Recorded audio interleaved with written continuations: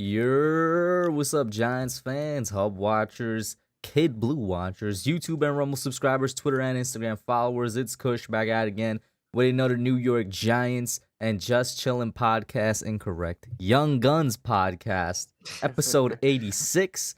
We gotta do something when we hit episode 100, even though it's actually a while from now. It's only like 24 more episodes, but that's a lot of weeks.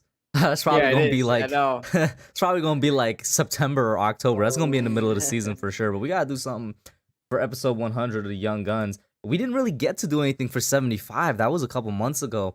But like I don't know what happened with 75. But we gotta do something once we hit 100 though. But shout out to Namar in chat. He's already in here. What's up, man? How you doing? As you guys are popping in, make sure you like the stream. Sub me up if you haven't already. Of course, check out Kid Blue as well, and share the stream out. I'm actually gonna give it a quick retweet here on Twitter. Let me just say we are live right now. My usual tweet for when we're live: Giants and hashtag Together Blue.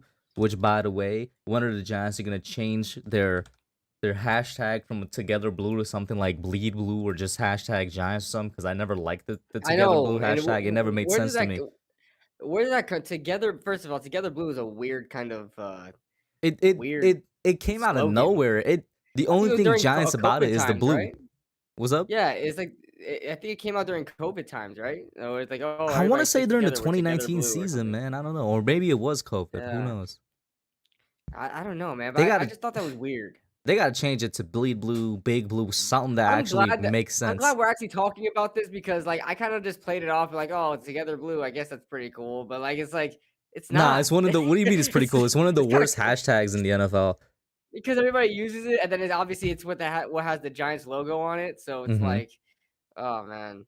But everybody uses it because there's no other one that has the Giants logo. I know. I'm just like, I kind of just embraced it. I put it in my Twitter bio and stuff, just because it has the logo. But I mean, that's it. Right. What up, Rivals? Will K, Blue City Empire Sports, Big Blue Jays. I'm sorry, I almost said Blue Jay Jew. That's on me. Dustin Mosley. What? What the hell that came from? Blue Jay Jew. Bro, because I saw the BLUE and I read it as JUE for some reason. I don't know. Dyslexic maybe. Dustin Mosley, Caleb, Mike Green. Thank you guys all for popping in here. As the title says, we will be discussing we're officially in draft month. We got Adoree Jackson's contract restructure, what happened a couple days ago. Daniel Jones and his neck injury, which has been a mystery since he got injured in the first place. Daniel Jones in the 5th-year option. Dexter Lawrence in the 5th-year option, which I still don't know why nobody's talking about Dexter Lawrence in his 5th-year option. He got drafted too, man. And there was something, Trevon Walker being one of the top 30 visits that the Giants used, along with, who else was it that you mentioned before we went live? James Cook. The Giants have used a lot of, not just visits, but like sending people out to a lot of these running backs that are considered top running backs in the class, which I'm like, man, they looked at James Cook, and they looked at a couple other guys. I could be wrong. Maybe I'm mixing up the Giants with the Jets. It wouldn't be the first time given how they performed over the past couple of years.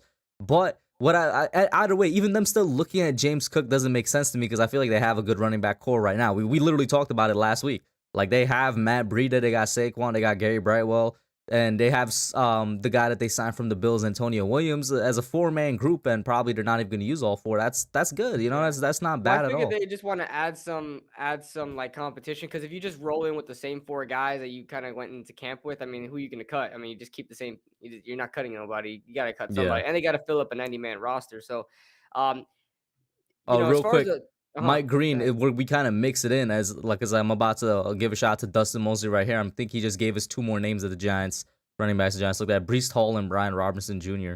And what up, Slay, Manny? I'm a big Breece Hall guy, but I mean, that's too high. I mean, Breece Hall is probably gonna be the first running back taken in this year's draft, and I really like over dude out of Michigan State. I forget his name. Kenneth Walker over him. I think Breece Hall is more of the like prototypical like workhorse running back in this league. And where do you see Kenneth Walker as? Kenneth Walker is more like a weapon in the backfield. Like, he could definitely run the ball well, but I just look at Breece Hall and like, damn, he looks like a workhorse back, in the NFL. That's what it looks like to me. He's my number 1 running back. He's just a guy I would trust more in the backfield, like on a consistent basis. Kenneth Walker's like a home run hitter. I'm not saying that he like has a lot of negative yards, but he just looks like a guy that's like he's a home run guy. I don't think he's like a consistent like running back, workhorse. Yeah. Um, but yeah. As far as the Giants actually targeting running back, and those are good names like Brees Hall, Brian Robinson, James Cook. And you mentioned, we have a decent backfield. We do have a decent backfield, but I do not mind the possibility of drafting a James Cook in the 4th round. Because let's be real, we have a lot of picks. I mean, we can afford to go in the mid rounds and use a pick for depth like a running back position, just in case Saquon were to go back down. Breida has injury issues too. Let's remember that. Bree does have injury issues, yeah. Breida is actually a pretty damn good running back. I mean, he's one of the best yards per carry in like the NFL over the past couple of years. He Part of actually the led reason the he NFL for a part of the while. reason he even lost his job to Raheem Mostert, and then Raheem Mostert lost his job to my Yeah, guy Elijah injuries. Mitchell was injuries. Yeah, that was part of the Yeah, reason. in San Francisco, he was injured a lot, and then I believe he went to the Dolphins. I thought he was going to perform better at the Dolphins, but And then he went to the um, Bills, but the Bills then already he went to had the Zach Bills. Moss and Devin Singletary. Right, right. So, I mean, I felt like Matt Breida, especially in those San Francisco 49er years, it was like half the season. Before he got hurt, he was like top 5 rushing in the league through like half the season. So, like, he kept up with the best of them. He has potential, but he gets hurt as well. So, I wouldn't mind adding in some depth in here, especially a guy like James Cook that can do it all. I don't know if James Cook's really a pass protector, but he's definitely a good receiver out the backfield. So it may be like something like what Daboll likes to do, right? Get these smaller running. Daboll likes smaller running backs, and he likes to use them to I, catch the football as well. what I hope is that that doesn't necessarily stay the same. Right. I agree. I I agree would with you. prefer for the running back to actually be running the football. It's good I that agree. Dable uses them in the passing game, but like hmm I'm not trying to have a complete repeat of Buffalo where, and part of I me didn't thinks like the that's not gonna situation in happen. Buffalo either. Yeah, Part of me I don't thinks like. it isn't gonna happen because we don't have Josh Allen here. Like Josh Allen was half of the running back group of the running back group in Buffalo. That man alone ran for almost or around 1,000 yards. Shout out to the chat once again. We got Jay in the champ. What's up, man? And for Nee Harris, isn't that the name of an NFL player? Or I mean, an NBA player? Am I tripping? Jay in the champ. Nate, what's up, bro? How you doing? Dustin, Mike, Nixon, Kayla. What up, everybody? But yeah, Yeah. no. So I'd probably want my running back to actually be running. I expect us to have something like that, just because Daniel Jones is not the type of rusher that Josh Allen is. Before we do any type of questions section from the chat, and there will be one of those later. That's why I have the little sound effect and graphic. Let's first get into the Adoree Jackson contract, right? What do you think about them going and restructuring it, or I should say Joe Schoen going and restructure it? hmm He did his his last resort thing, kicking money down the road or kicking the can down the road in his own words. I did not expect him. If I thought he was gonna do that with a contract, Adoree was kind of one of the last people in my mind. I thought he would approach Leonard or even Bradbury himself first, but he went to Adoree, so that surprised me. But what do you think about it? Yeah, I don't think it really takes. If anything, I think this proves that they're going to do something with James Bradbury because they're doing something with the secondary, and they kind of released the perfect amount of cap, as if James Bradbury was gone. They need $15 million total for these draft picks, right? Just 15 about. to They're 16, about yeah. 15 to 16. They're at $1 million, right? Just over $1 million right now. They cleared up $5 million, and James Bradbury's contract, if we were to release him or trade him, would clear up $10 million. So it seems like just the right amount of money. So honestly, to me, it seems like they're definitely going to do something with James Bradbury, and they're definitely going to do that. I know a lot of people were like, "Oh, maybe we keep Bradbury because of this." They only cleared up $5 million, guys. They need to clear up $10 more million. So that has to come from somewhere. And like you said, they could approach Leonard Williams about it. I have to look at Leonard Williams' contract to see if that's even possible for them to, because they can't extend Leonard Williams. I mean, he just signed a contract, so I So don't know did how they're Adoree gonna though. be Like able to do it. they were both in the same free agency Oh, class. that's true. That's true. So I mean, I have to look up the numbers there, but Leonard Williams definitely getting paid a lot. We could definitely do something with his contract if the money's right. But in my opinion, I really feel like that's exactly what we're gonna do, and it proves that. I think we're gonna do something with James Bradbury's contract, and I think it's gonna wind up being traded. But at this point, it's really hard to say. I know, like you're on the James Bradbury being traded draft day situation. I just don't know why they would wait for that. I don't know why they would wait to trade him on draft day. Like I feel like if they already had something, they would have already just traded him. I feel like they don't have anything that they like yet, and they're gonna want to releasing the guy. I mean, I don't want them to do that, but that's what it just seems like to me. I I mean, don't think I he don't disagree wanted with the you. draft day I trade. agree with the point that they don't have what they want. Because if they did, I do think they trade him by now as well. I Mhm. think that is just that they hope that they have a better offer on draft day, and that's just I don't know. That's just a assumption by me more than anything. Nate said Mhm. I got Batman villain hair. Well, I always tell KB he doesn't want curly hair because this is what it looks like a couple hours after shower and Dude, I stuff. don't It's know not what the hell always is up with down. my It hair right comes now. up. I'm looking at my hair right now. I just look like a freaking bedhead. So I Yours apologize, looks guys. pretty kept, bro. I don't know what you're talking about with over there, man. Next It's calling too stream. high right now. It needs to be lowered. Next calling stream will be Tuesday. I was gonna do on Thursday, but I'm actually gonna be on Nerd Cage live stream to talk about like the Halo show and stuff like that. How? So Yeah. How has that been? Because I haven't even I'm tried it. I gonna don't let have you Paramount judge Plus, for so yourself but I because don't have Paramount apparently it's more Plus, so I'm gonna. polarizing than I thought. So I mean, Everybody's like raving in a bad way about it. I was like, damn. The hype I was so mean real for that show. the creators literally said that they didn't look at the video games before making it. So that should tell you all you need to know. That is And I why did and, they and I do don't want that? to derail this stream, but that annoys me with any type of adaptation to like TV or movie. I'm like, Yeah. why would you make an adaptation in the first place if you're not gonna look at the source, bro? What's the point? What's the Yeah, point? that doesn't make any sense to me. Like, come on, Yeah. man. Anyway, getting back to this with the Adoree Jackson contract thing here. Do you think they possibly approach anybody else, or is that as far as Joe Schoen would go as kicking money down the road?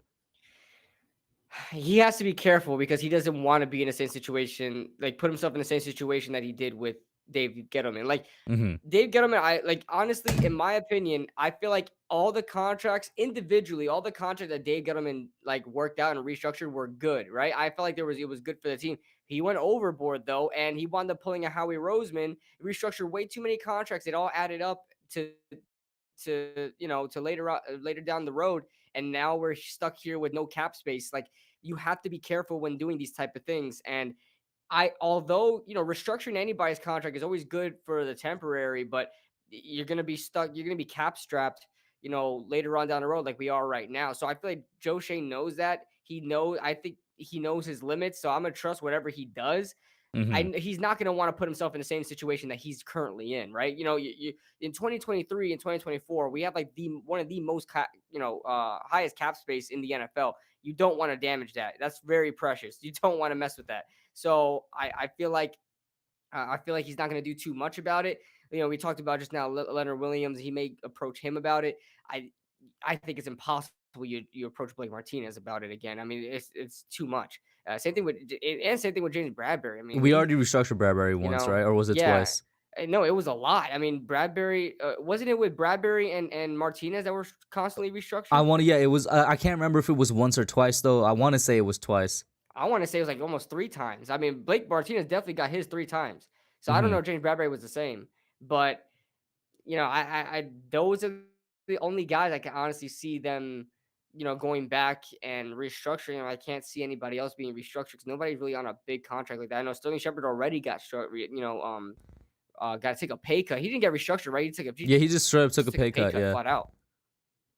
That's good. I appreciate that from Sterling Shepard. So like I said, who else? Who else is out there? I mean, there's Yeah, so that's nobody else something that's I'm really like high at and this paid. We point. got a lot of young guys. Yeah, I mean, and I was thinking about what you said earlier too. It frees up around 5 more million, so I want to say maybe we have around 6 million at most in cap space right now after all the signings, all the vet minimum signings.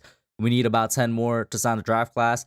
I would be surprised if we go out there and sign anybody else, even if it is the similar vet minimum deals. I would think that they stay put until the draft. They get their players in here. They get the rookie contracts worked out. And then maybe in the very last like part of free agency in like July or August, that's when they go and they sign somebody else if they need to. But we'll see what happens. I think it's just on to the draft at this point with Shane and the Giants.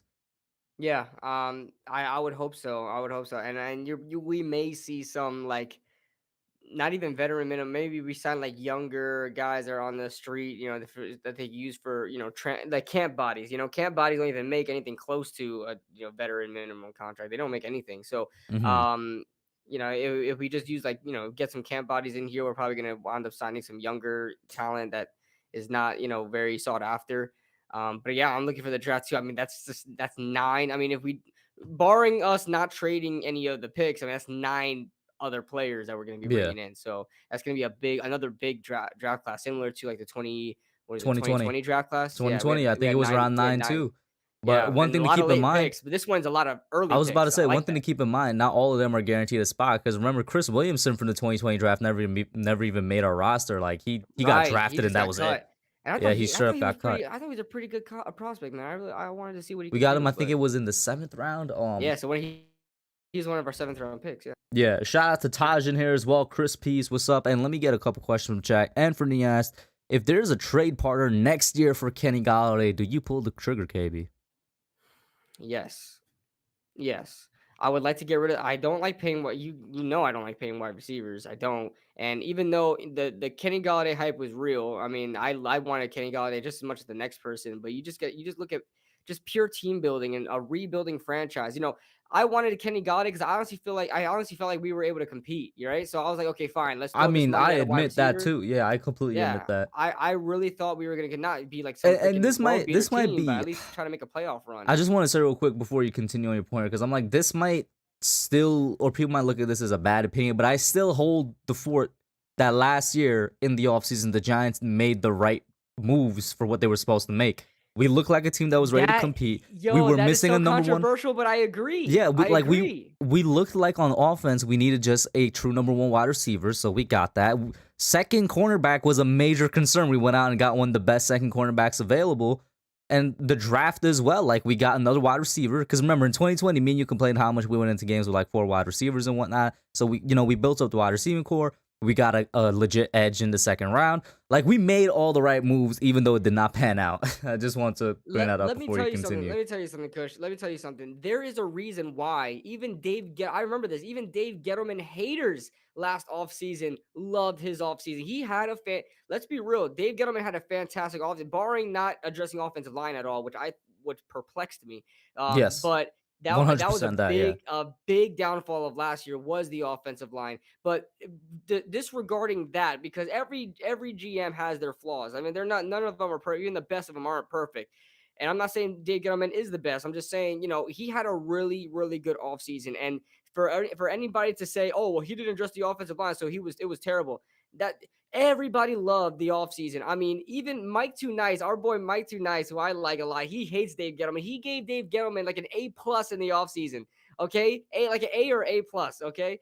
And everyone loved it. We were actually ready to compete. As much as people don't want to admit it, we were a competing roster last year.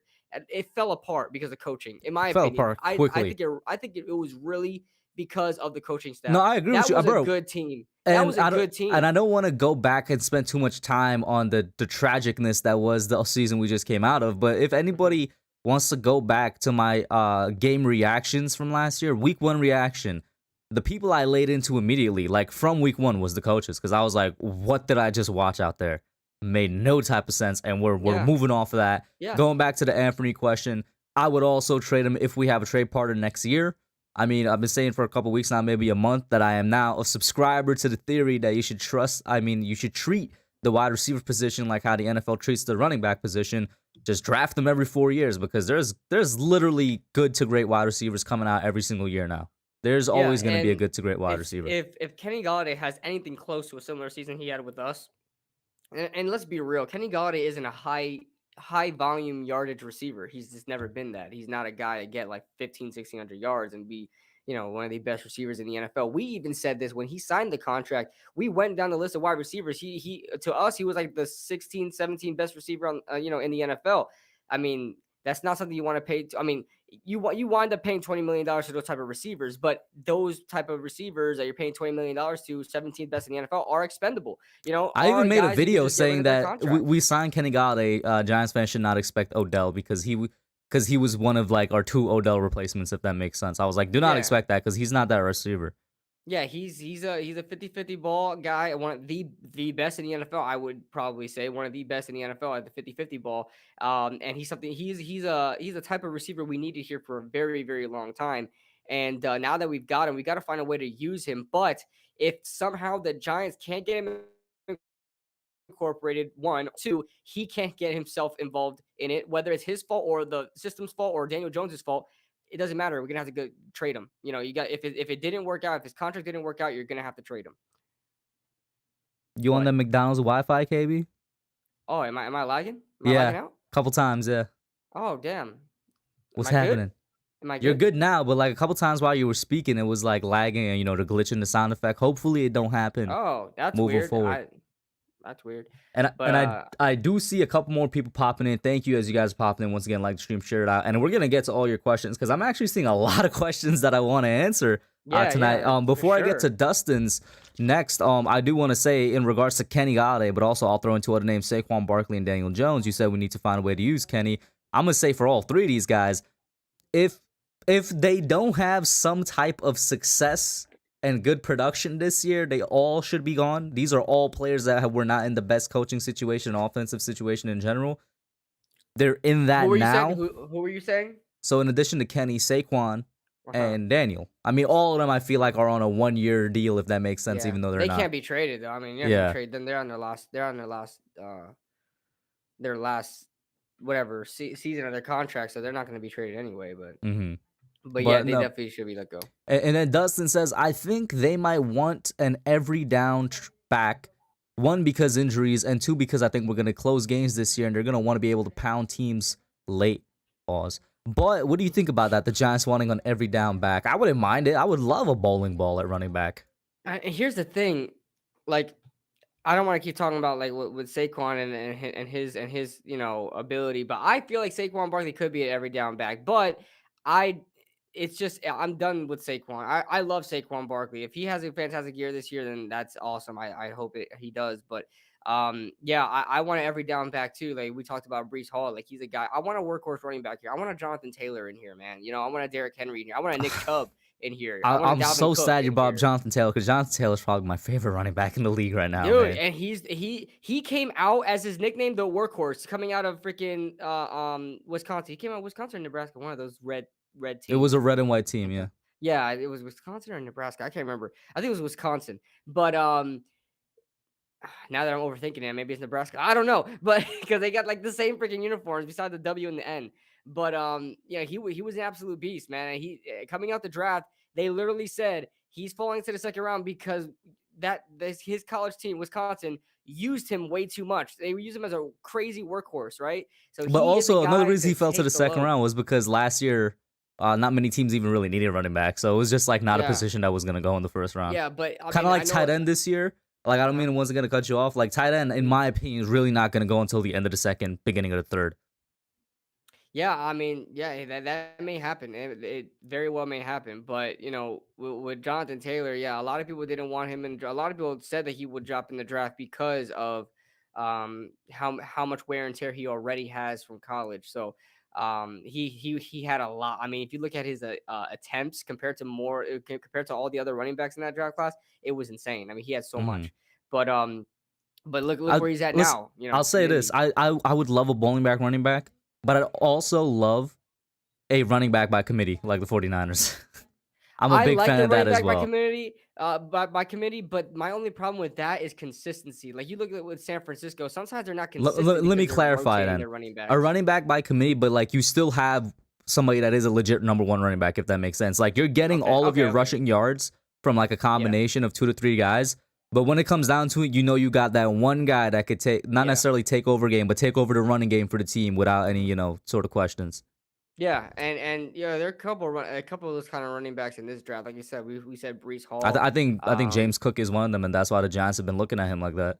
I don't know if he's not he's like a smaller like scat back version of Dalvin. I don't see him as a workhorse in this league. He's not. I don't think he is. I He's think just he fits what I just described, which is he would be great in a running back by committee. yeah, But if already need yeah, running be, back by as the committee. Yeah. number one, like in a game, say like nobody else is getting it, I think he could get yards. Yeah, yeah, I think he's good. It would be hard for me to imagine because Dalvin was taken. I mean, I know Dalvin was taken in the second round because of his injury concerns back then, as he had knee problems.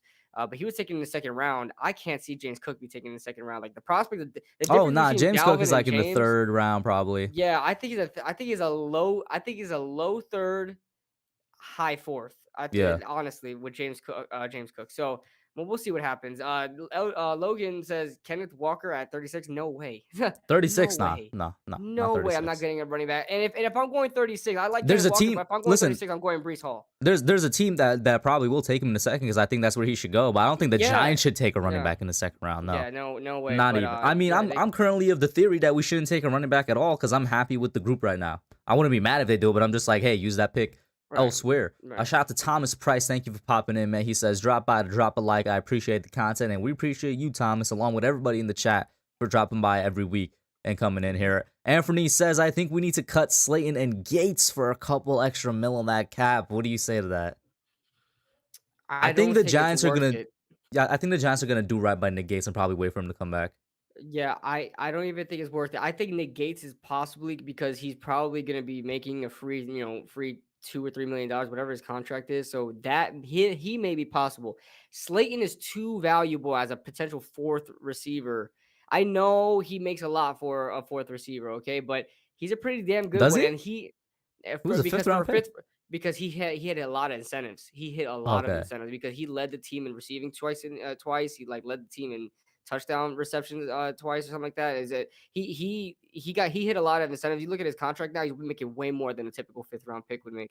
But honestly, it's worth it to have a problem, to have like a hole. We have a lot of holes on this team. To have something patched up with Darius Slayton there, that's fine. I don't want to add another need to our draft class or whatever, and we're forced to pick a wide receiver high anyway. And you guys, I think we're going to take a wide receiver probably in the mid to late rounds, or that we should. I should say. If you think about it, if you cut Slayton, right? You cut Slayton, and then that kind of forces you to potentially draft the wide receiver, maybe higher than you anticipated, and then maybe that receiver balls out or whatever, and winds up getting paid even more than what Darius Slayton would be paid because he's drafted higher and hitting more incentives. I mean, you're very much in the same situation there. So the only thing I would argue against that was that other receiver could probably be way better than Darius Slayton, maybe off bat and down the line as well. Very, very true, but I just don't think we should worry about wide receiver right now. I know here's these the guys thing. get hurt. Does anybody know what happened with John Ross? I'm still on the re-sign John Ross train. Me too, man. We gotta pave the way on Twitter, man, because this is ridiculous. Nobody's talking about John Ross. He needs to come back. John Ross was so good for us.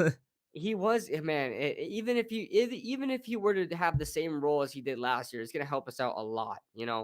I would like him to be used a lot more, but maybe the Giants feel like, hey, we already got a burner. I will continue to say John Ross, as far as I remembered, wasn't injured that much, if at all, last year. 1. And 2, we used him like once a game, but every single time we tossed it up to him, he came down with the ball, man. He was doing his job. He was doing his job well. Listen, bro, that dude, Gabriel Davis, we got John Ross, man. Gabriel Davis, the speedster in Buffalo, that had that great playoff game. That's bro, John Ross, bro. Come on. That's all I'm going to say. Shout out to Tudo for the $5 super chat. He says, salute, Kush. Drop by your office to pay our proper respects. And for all Giants fans around the world, slap all Stinky Boys fans out the door. I appreciate it. I don't know if Big Play Slay is still in here. Slay, if you still in here, bro, you're going to have to get slapped out the door. I don't make the rules. Tudo is here. That's all I got to say. Yeah. And John Ross, Mr. Reliable. Absolutely, he was. And then speaking of wide receiver, the next thing, I'm going down. Hopefully I catch up with the chat soon, was from Dustin. He's like, Christian Watson would solve a lot of problems. Now, here's my thing. When I started looking at Christian Watson, he was going in like the 4th round. I'm looking at Christian Watson. I misspoke. Christian Watson. This dude is going in the 1st round. He rose crazy. That combine, man. That combine. It wasn't just the combine. The Senior Bowl. I think he was at the Senior Bowl. Yeah. Pro Day. People and looking combine. at his film more. People looking at his film because honestly, he's like it's weird to say he's like the Trayvon Walker of the wide receiver class. He has all the speed, the size. He has the prototype. He's basically like a freaking the perfect like wide receiver you want, right? As far as like the build goes, he has the speed. He has 4.3 speed. He's like, how tall is he? 6'4". He's freaking tall as hell. 220. He's big bodied. I mean, so you can use Christian Watson in a lot of ways. So that's why a lot of people really like him. And honestly, I like his film. He did very well. I was gonna say, I definitely think it's also just people start to look at his film more because the same thing happened with Chad Muma. Like I might have said this. I'm not sure if it was a Young Guns podcast or a Just Chillin' podcast or somebody else's podcast that I appeared on. I was like, teams already have their big boards done by like, I want to say March. Yeah. Or not March, February. They have like all their players ranked. When it comes to the media, they're a little behind because they're not scouting all year round. So it's like they take a little bit of time to catch up, and it just makes sense. They're going down the list. They get to this guy Christian Watson from like a small town school. They look at him and they move him up because they get to him a little later on than when teams actually get to him. It's the same thing, Right, and the hype like is with different. Chad Muma and everybody else. Yeah, and the hype is different too. Like a lot of people, like you talk about Trayvon Walker. I mean, I feel like the media is a lot more hyped about Trayvon Walker than actual teams are. You know what I'm saying? So, And I in will my say one opinion, thing about this. I've come to terms with it because there's just nothing to do. Listen, and I've never argued against this. At this point, I do think Trayvon probably is gonna go top 5, but I've argued against is should he go top 5, not will he go top my 5. thing is, I So wouldn't like even care I'm as actually I'm not much. gonna lie, I'm kind of starting to believe that he might go top 5, and if he does, fine. That's never what I argue against. It's just that I think it's gonna be a mistake if that My happens. my only thing is I hope the Giants aren't involved in that. Like I wouldn't care if he goes top 5 if the Giants weren't so close to top 5 picks. They were the 5th and 7th, dude. If somehow I saw I think it was who was it? It's not Daniel Jeremiah. It's the ESPN version. Daniel Jeremiah. Tom McShay. He's terrible. Oh my God, Tom McShay is terrible. He made a mock draft. Get this. I don't know. I posted on Twitter. He made a mock draft where the Giants grabbed Trayvon Walker with the 5th and Garrett Wilson with the 7th. I was astonished. I was astonished. I was A wide flabbergasted. receiver with the 7th overall pick, man. Not even forget about that. I mean, that's bad too. But Trayvon Walker, the 5th pick, man, what are you doing? Nah, What are listen, you I'm sorry. doing? No, I know that's atrocious, but I'm more distracted by the fact that we took a wide receiver with the 7th overall pick. I think that's Yeah, I worse. I'm know. sorry, that's I know. worse. And Garrett Wilson on top of I mean Garrett Wilson not I don't he don't he may be the best wide receiver in this I'm a class. I fan don't of know, Garrett but Wilson. he's not special though. I mean, No, yeah, he's not 7. There's what no does he wide receiver add? in this class that's 7th overall special, bro. What does he add to our team? What does he add to ours? You know what that What reminds does me of? Garrett Remember Wilson back in add to our team? 2019 when we had the 6th overall pick? A lot of people were saying we should take DK Metcalf with the 6th overall pick. I don't know if you remember that. Yeah, I remember that. I was one. I my dumb self didn't like that, but I mean, I didn't like DK as a prospect, honestly. Not Ole Miss. That's just me. But yeah, I remember that. Yeah, and then let me get to the next question here. Let me see. Kalo says Raiders are a good fit for Bradbury. I agree. It's just that I don't think they're in the cards anymore since they got Rocky Sin a couple weeks ago. So we'll see.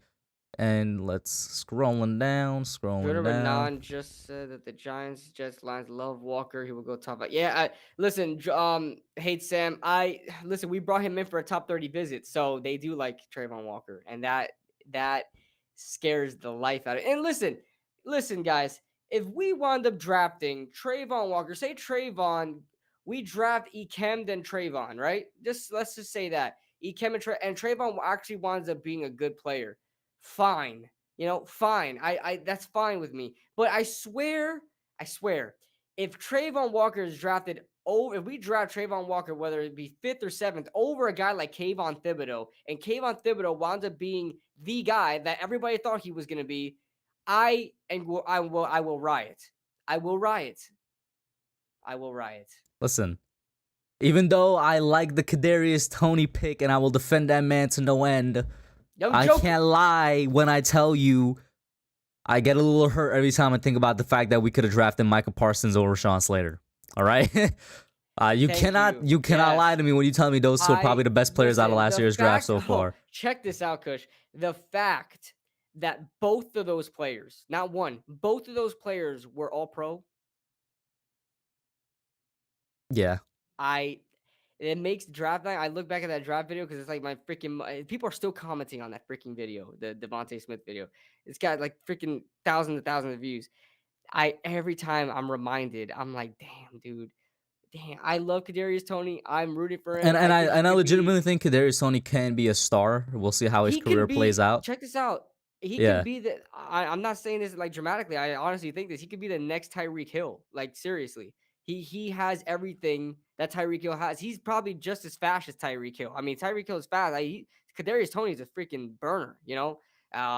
Not he has to work on his route running just like Tyreek Hill had to. I mean, he's having like the same path to. I think he starts off better. Like I think his floor was way better because Tyreek when he came in was just a gadget punt player. But let's not get into that. Yeah, but Yeah, I just look at and I wasn't a big Micah Parsons guy at where were we at? Like 10th overall? Where were we at? 11. 11. 11. And 11th I wasn't overall. either, and I will stand by this because he Mhm. was the booty warrior. The man had all types of allegations against him, man. I'm a warrior. Right? I'm a warrior. Now listen here, Oh Chris god. Handsome, or as we call you, Chris Handsome. What is the easy way or the hard We gonna way? do this the hard. Oh, I see you choosing the hard way. For those But of you yeah, that know that that reference, you're elite, man. You're I'm a elite if you know that warrior. reference. But yeah, Michael Parsons, man, like I wasn't a big guy of drafting him because linebacker wasn't like the craziest need though, but he was best player available. You Yeah. kind of had to balance out your Like I said, I mean, priorities there. I'll But admit Rashawn defeat there. Slater, Yeah. like if the Giants would have went Micah Parsons, fine, right? That's cool. But Rashawn Slater was my guy in that draft. I wanted Rashawn Slater that bad. But then we traded down. I'm like, okay, the Giants got something in mind. We picked up another first round pick. I'm not mad about Rashawn Slater. He's definitely off the board because he's not going to drop to us. And then he goes to the Chargers. Dude, Rashawn Slater was all pro. He's probably going to be the best tackle in that class. Who else went high in that class? Well, Like Sewell, tackles. but the reason Sewell doesn't get Sewell, attention is yeah. because he had a rough start. I think Sewell could still Yeah. recover and be really Yeah, good. he's definitely going to recover, but he has a long way to go to catch up to Rashawn Slater. Rashawn Slater went all pro his rookie year. And I Yeah. think he's where he's And at. He's at I left was, tackle, ain't he? He's at left yeah. tackle too. So he's like, listen, man, we should have got Rashawn Slater, man. If stick him at right tackle, oh my god, we would have had bookend tackles already, and we will hmm be talking about this draft right now. We would be talking about just this draft, like, oh damn, where should we go here with our 5th overall pick instead of getting Ekem or Neil? We can go ahead and try to look for other prospects out there. Maybe we get Sauce and Kayvon Thibodeau. Like that would be nasty. You know what I'm saying? We'll see. Listen, I still got, like I was saying, I still got faith in the guys that we took because Rashawn was your guy. My guy, we actually got him in Aziz. Love that to no end. And I really feel like he's kind of being underrated. I don't know, man. 8 sacks in your rookie year is not something people should just sweep under the rug, but I hear nobody talking about it. I think And he's it getting wasn't some even, hype. and like he got 8 sacks without being a consistent threat because he was not a consistent threat on the edge his rookie year. He definitely was not. So in my mind, I'm like, if he could do that, develop that over this year, hopefully, or maybe the next couple of years, become a consistent threat on the edge, man, I could only imagine where his numbers could go from there and how much of a threat he could be to the quarterback. Getting back to the chat here, though, over under, I saw somebody post this. They were like, Saquon's going to have like 2,300 yards total this year. I'm like, okay, over under, total yards from scrimmage, Saquon 1,800. That's a good question. That's a really good I question. had to drop it. They said 2,300. I'm like, that's a little too high. Let's do That's like way too high. 1,800. He didn't even get close to 2,000 this season. 1,800 is a good question though because you can get. Because we know he's going to be You know used. what? I'm gonna He's going say to be under. using the receiving game again. He hasn't really been using that since his rookie year. I'm gonna say under You're going to say because under? By how much? Is a because big under? we not a big under, but if you really look at it, let's say he has even a decent year for Saquon this year will probably be like 1,200 yards, 500 yards receiving. I mean, That's I'll right take that. I around. will take 1,200 yards rushing Yeah, from him. 12. That's good. That's really good. That's really good. good. That's why I Yeah. said a really good season from him would be 1,200 yards rushing, 500 yards receiving.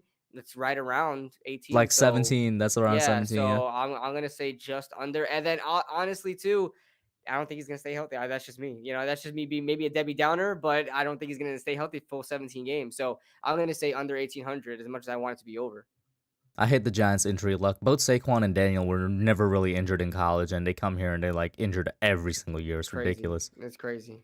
Yeah. Neymar says we should draft Bryce Hall and Jeremy Ruckert. What do you think about that?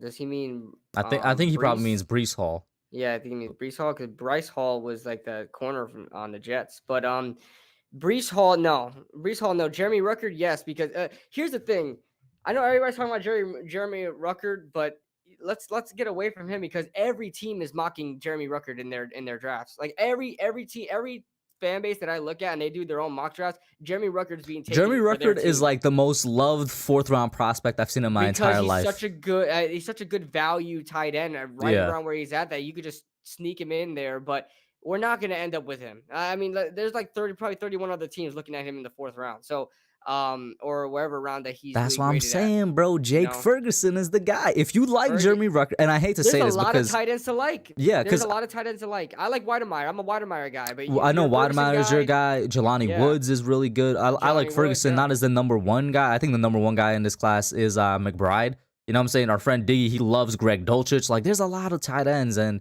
can't say it enough. The Giants in a position to get whoever they view as the best one, in my opinion. Like, they could get that best tight end in their eyes in the third round. So I that's why I'm seriously not too would worried not. about this position. If you know, and I'll say that I'm not worried at all about the tight end position because I think the Giants, they're in a position. I use the word position so much. Yo, take a shot for every time. Probably die of alcohol poisoning. The Giants are in a situation where they could get a particular player, you know, who they view as the best, and come out of the draft with that position settled. Yeah, I mean, Likely is another one. Isaiah Likely. Like, there's a bunch of tight ends to kind of look at in this draft that, as long as they don't pick him too high, right? If they go ahead and get, I'd probably. Would you be upset if? I don't think this would happen because I think he would be taken earlier. But you mentioned that he may be a third round pick. Would you be upset if they take Trey McBride in the third round? No, because I think that's exactly where he should go. With Okay, either of so the picks, I'll be fine with it. okay, so one of our third round picks, you would be Yeah, okay with Trey I'd McBride. be okay with it. I guess I could. I You know, I'll be okay with it. Maybe I'm overthinking it too much because he would be the best tight end in the draft. We get him in the third round, but then I'm like, yo, in the third, and from first to third, I want to address all the major positions that we need. You know, all the high value positions, like freaking if we need to address corner, edge rusher. So yeah, all it these will other. be tackle, corner, edge, linebacker. I mean, that Right. you got an extra pick there because that's only 4 guys. Right. So your extra one could probably be used on the tight end. I mean, you could draft a guard. You know, I really want a guard in this draft too. You know, You know what I'm not comfortable with. I've kind of been coming around on the guard thing because bro, our depth is great. I'm not that concerned about guard as much as I was a couple weeks ago.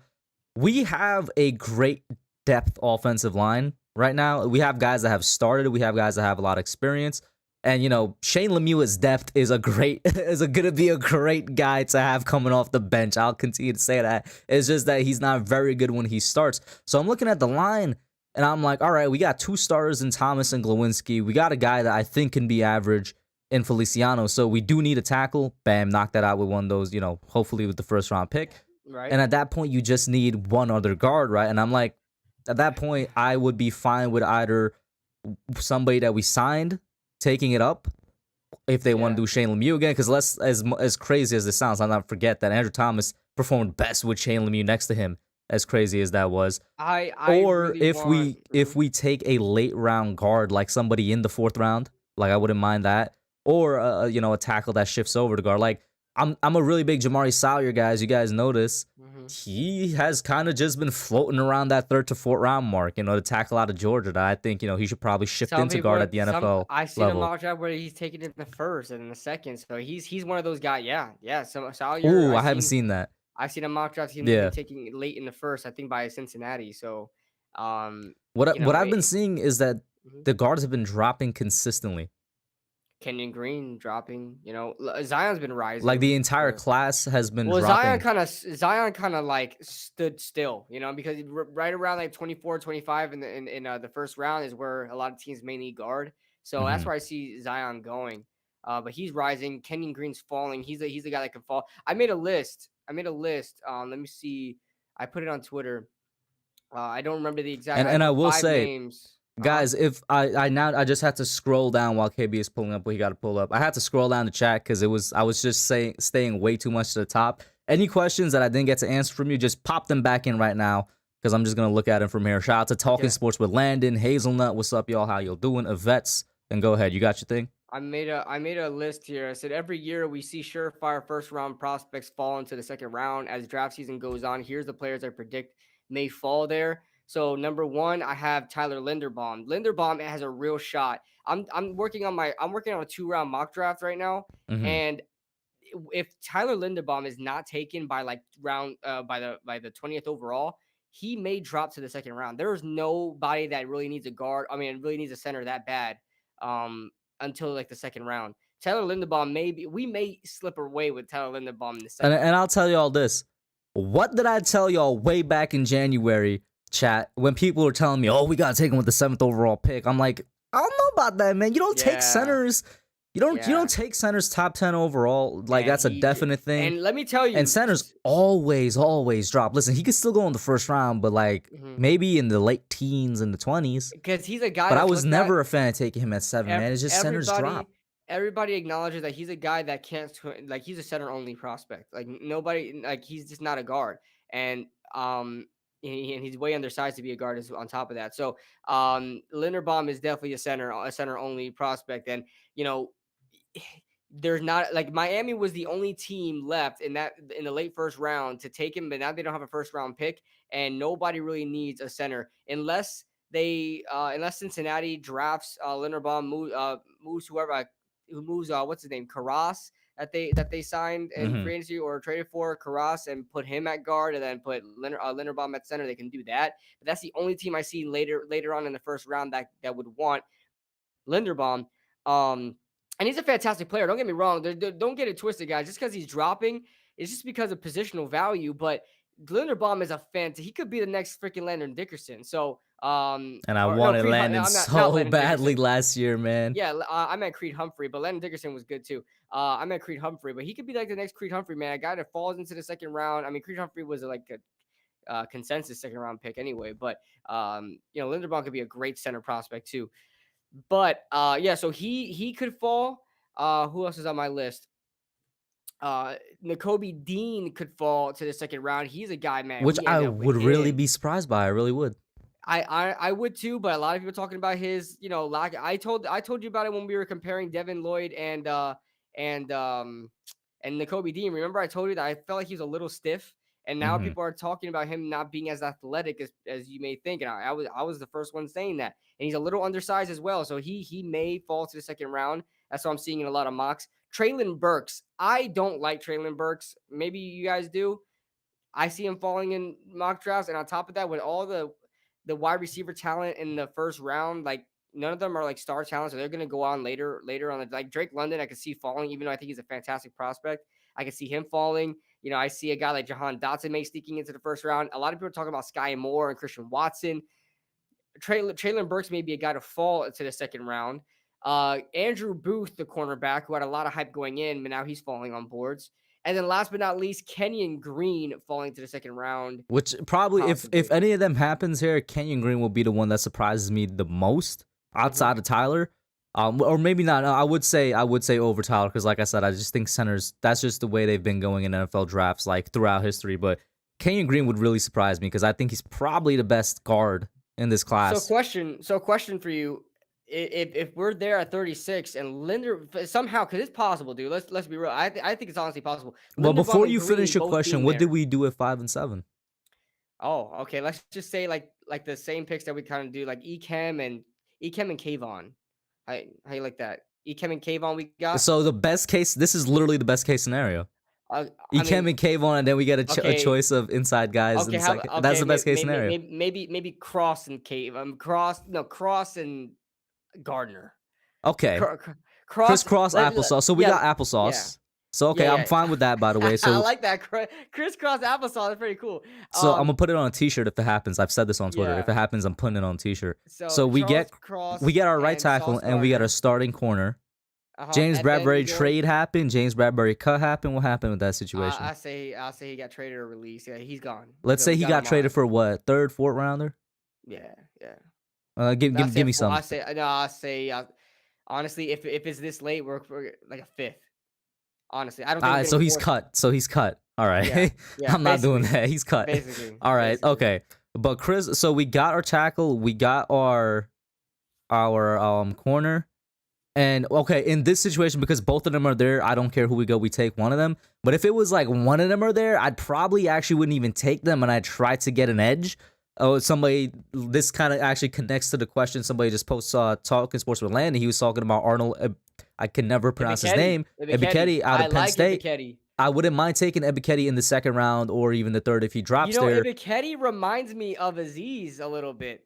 I was literally about to say that. I'm like, the only thing, I don't know, this is just personal preference, so feel free to disagree with me completely, Gio, and the chat. It's just that, like, I'm like, do we want 2 Azizes? I kind of want somebody to compliment him. It's like the 2 of the same types of edge rushers. I don't care as long as they're getting there, right? But Yeah. because of the athleticism, like, also and agility, side to side quickness that Arnold has, he probably would be a nice fit for Wink. So yeah, so if it's both of them there, I don't care, take one of them. But if it's one of them there, I'm probably gonna look to see if I could get a last minute, really good edge, whether it's Ibikitty, whether it's Sanders, who I'm personally a big fan of out of Cincinnati, or Or if we even take a Ojabo. chance on David Ojabo, yeah, like who I'd probably do Let over me the tell other you two. something right now. I don't care who's on the board. If Ojabo is available, I'm Is probably at 30. taking him. I think he's the pick. The I value, would just the value you alone. it's a huge risk, Mhm. but oh man, is it a huge reward if he Because comes think back about it. healthy. Think about it. I think Jacksonville's happy that they took Miles Jack in the second after his injury Yeah. because Miles Jack was a consensus top 5 pick in that draft coming out of what is UCLA. And he tears his ACL, then gets drafted like with one of the first picks in the second round. And then Jalen Smith in another draft. I think it was a draft right after that. Jalen Smith fell to the second round. He was a consensus top 5 pick. And I think Dallas, although they moved on from him now because they kind of like recycled the linebacker talent, I don't think they regret taking him in the second. I don't think the Giants would regret taking David Ojabo. Listen, he didn't tear his ACL. All he did He was told it was an Achilles, was it right? Achilles? Yeah, and there was a That's player like a last listen, year. bro. That's a There was a six player. month injury, man. Yeah, that's only a 6 month. And the guy that was drafted in the second round last year, Deo Oded, well, I don't know what's his name, from the Colts. He tore his Achilles right around draft time, just like David Ojabo, and he came back in the season and actually balled out for Indianapolis last season. So So this I do it. Achilles Yeah, I do it. injury. I think a lot of teams are going to be over exaggerating, like, oh my God, he tore his Achilles. He won't be able to. I would check this out. I was critical about David Ojabo. If I'm a team in the top 20s, 20 to the end of the first round, I'm still taking David Ojabo. I would still take His him. value is insane. Yeah. It's too It, good to give up on. Oh, even even though I'm so yeah. critical about Ojabo, I would still take The him only because of reason value. you were critical of him though is because if He he was were gonna raw. pick him at 6, I Yeah. mean at 7, Right. bro. Like that's Right. it. Exactly. I just thought he was way too raw for us to take a chance on it. Like a guy like Kayvon is raw, right? But he has Listen, a if we lot get more. this Mhm. is literally, if we get Ojabo in the second round, it is the same exact situation as Azeez Ojulari Aziz, last year. yeah. Yeah. Because for those of you that don't know, the reason Azeez dropped was even more stupid than like this reason Right. actually has some type of logic to it. But the Right. reason Azeez dropped was because of a high school injury that teams had concerns about. Okay, bro. Okay. But it would be the same situation as Azeez.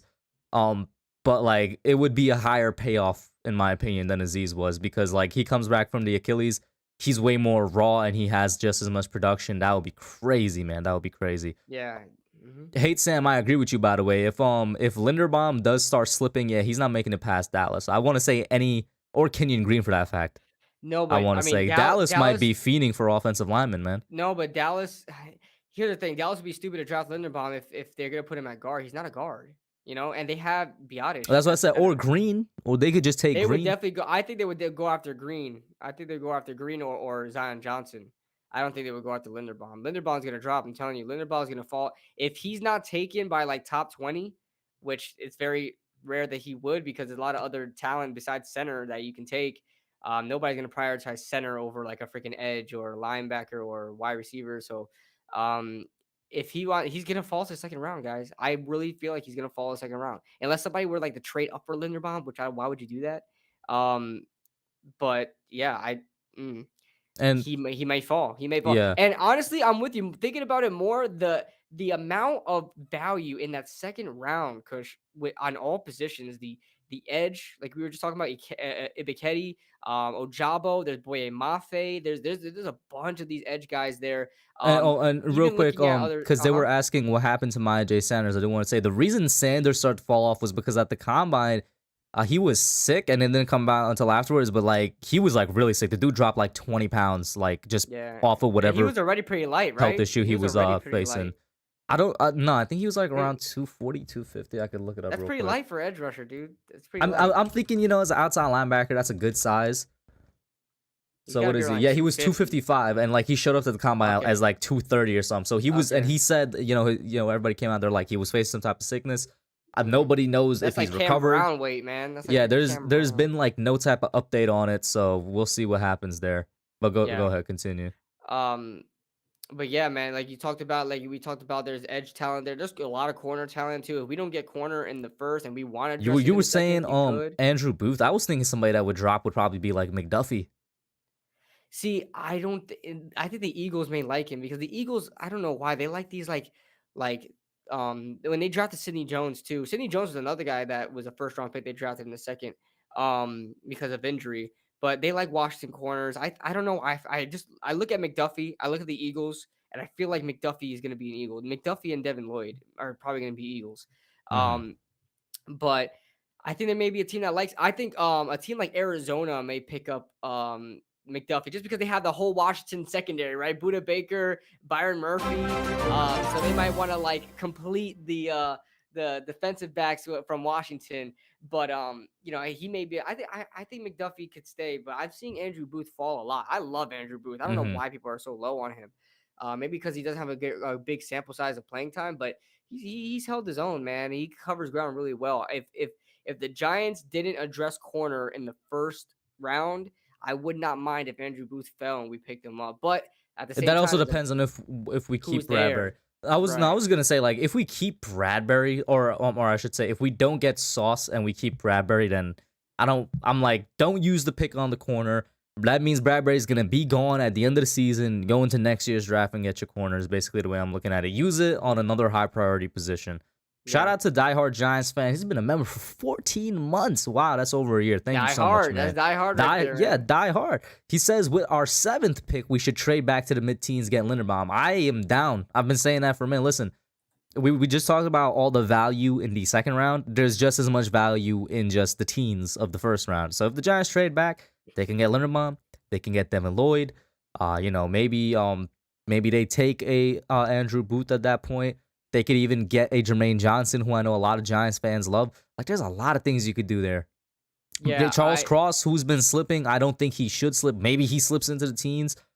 Trevor Penning is there, Kenyon Green. Like, there's a lot of guys you could take in the teens. I would. I trading down makes so much sense, right? It does. It does make a lot of sense. But you look at the freaking guys that are there with the seventh overall pick. Say we get like Ekem, and then say like, what if Kayvon, Sauce, these guys are available. One of them is going to be available because it's only the seventh pick. Someone's going to be available that you don't want to miss on, man. I would just hate being one of those teams like last year. We just talked about it. Rashawn Slater, Micah Parsons. These guys were both. What are the freaking odds, Kush? That they're both I know all they're pro. both all pro in What are the the rookie year, freaking yeah. odds? And then I don't want to do it again. I say this in every stream that we talk about trading down. The reason why you trade down is to acquire draft capital, like high draft capital, because you want to be in a position where you Listen, have it top 10 makes first round sense. picks. You just said it right. It makes sense to trade down, especially look at what the Eagles did. And I hate doing this, but I've been doing it so much over the past 2 to 3 years. But the Eagles, they have a great front office, bro. That's why we stole They Brandon do. Brown from them, They and do. that's why they were angry that we took Brandon Brown for them. And they appealed for that rule. I forgot what it was, that you can't take like a high value or a high Oh, position really? person in the front office I or didn't even something know like that. Yeah, that. like there's a new rule in the NFL because we got Brandon Brown and because it was I would have to go look it up, but I'm sure somebody in the chat knows what I'm talking about. But yeah, the Eagles are a smart front office, bro. Look at what they just did. They just and we mentioned this before. They're probably not going to keep all three of those picks. They traded down technically. From I think it was Now they have 16 two. and 19, and so now they have 18. The reason they did that was so that they have an extra pick next year Yeah, another because first they're round pick. they're they're doing right by Jalen Hurts. They're giving him a shot, but they're also saying if you don't work out this year, we're probably gonna go and get a guy next year. So I mean, they're doing their due diligence. So it makes See, sense I for the Giants as well to do understand. that for I next year's draft. understand. I understand why the Eagles did what they did because they had mid first round picks, right? Hmm. With the Giants, are we sure that we want to trade down, maybe acquire another for maybe we trade down all the way back to like everybody keeps talking about the Steelers. Say we do something like with the Steelers or Listen, something like that. if we trade with And the Steelers, people are gonna call me crazy. I'm only trading with the Steelers if I'm getting like 3 first round picks back at minimum. right, right. Did And you but did you that see what San Fran gave the yeah, Dolphins last year? They yeah, gave them yeah. 3 first round picks, and that was from 12 to 3. We're talking about from 5 to 20. So I want at least Seven, maybe seven. I think it might be 7 to 20, but yeah. whatever it is, Yeah. bro. It's I still want high. at It's still high. least 3 first round picks in return. Yeah. So I mean, Like I said, although it makes sense, I just don't like the only reason why everybody loves trading down so you could acquire draft picks and could potentially be in a position where you have two great picks in the first round. We're already there. We already have two great picks in the first round. We're two picks in the top 10. Who has that? Who nobody has that in this draft. Nobody's had that in a lot of drafts. When was the last time that's even happened? You have the potential, and we talked about this last week. You have a potential to get two blue chip prospects in one Let's call draft. it what it is, two superstars. And the Two Giants, superstars in they don't one really draft. have a superstar right now. And even if, I mean, God forbid, but even if you mess up one of those picks, right, and they wind up being a bust, you still have the potential of another pick. And that, so it wasn't a complete failure. You know what I'm saying? It's like, what if we draft one, we trade down, and both of them don't work out? Then we're like looking like, well, damn, we should have just used both of our picks, to try to get See, another the blue thing chip is, prospect. I agree with you. I do because like I just said, we don't have a superstar. If Saquon's healthy, he could be a superstar. You know what I'm saying? If Aziz develops the way I want him to, he could be a superstar. Andrew Thomas, I think, is on his way to being that. So is Xavier McKinney, like some of our young players. But like the best players on our team right now, which probably is Leonard Williams, Bradbury, who's probably not going to be here. Like those two are probably our best players on the team. They're just stars, right? And we're in a rebuilding team. You're gonna want to accumulate a couple, superstars that could carry either side of the ball, whether it's offense or defense, move forward. Shout out to Mike Nixon. Mike, 17 months, man. That's almost 2 years. We already know Mike is a day one. He says, "Your cushion, KB. Love you guys for the great content. Y'all really my day ones. And I want James Cook. I think he will be a beast. Keep up the great work, bros." We got another James Cook guy right here. A lot of Giants fans really They like coming out him. with They James like Cook, him. man. And Yeah. I like him. Maybe I just compare him too much to Dalvin, and he doesn't even come close to Dalvin. Maybe that's my problem. But I do like James Cook. If his name wasn't Cook, then I'd be like, oh, he's pretty good. But to answer your question, Landon, it was because of the Deshaun Watson trade. That's why the Texans have 13th overall. Um, so yeah. Yeah, and then the Jets have two top 10. They're on number 10 this year. And shout out to Look, Flex. What up, man? this is I don't know. They have I don't 4 and know 10, what's right? the record, huh? The Jets have 4 and 10, right? Yeah, 4-10. This is the draft, something like the most multi first round picks in one draft.